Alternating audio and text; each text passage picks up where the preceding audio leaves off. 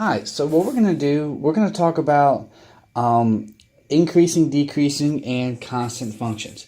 So assuming that you have looked at the lecture notes and the videos in your homework assignments, discussing increasing, decreasing, and constant functions and what the definitions are for those specific cases. Also, don't forget to take a look at relative maximum and relative minimum values. So what we're doing right now, we're going to talk about piecewise functions. It's a specific topic within increasing, decreasing, and constant functions. So what a piecewise function is, it's essentially bits and pieces of functions put together to where they do pass the vertical line test. Now we're going to talk about the vertical line test bit in just a little while, but before we get into that, we're going to talk about evaluating a piecewise function. So we have a function right here, which is for a function defined as f of x, which is x plus 1, whenever your x values are less than negative 2.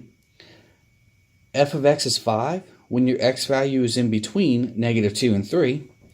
And your f of x is x squared, whenever your x value is greater than 3. Now we're going to evaluate two specific function values, just to give you an example. So the first one we have is f of negative 3. So what we need to do, we need to go back up to our piecewise function and look to see which inequality has an x value that is less than negative 3. Which inequality can be satisfied when your x value is less than negative 3. So if we have an x value of negative 3, well, is negative 3 less than negative 2? Why, yes. So in that case, we would plug this negative 3 into the first inequality, the first part of your function. We wouldn't have to worry about the second and the third ones because negative 3 is not in between negative 2 and positive 3, and it's surely not bigger than positive 3. So f of negative 3, well, that means that would be a negative 3 plus 1, which negative 3 plus 1, well, that gets us a negative 2. So for our particular problem here, f of negative 3 for our piecewise function is equal to negative 2. Now, when we need to find the specific function value for f of 10, we do the same exact process. We look to see which inequality can be satisfied when your x value is positive 10. So let's go on down the list. Is 10 less than negative 2? Not quite.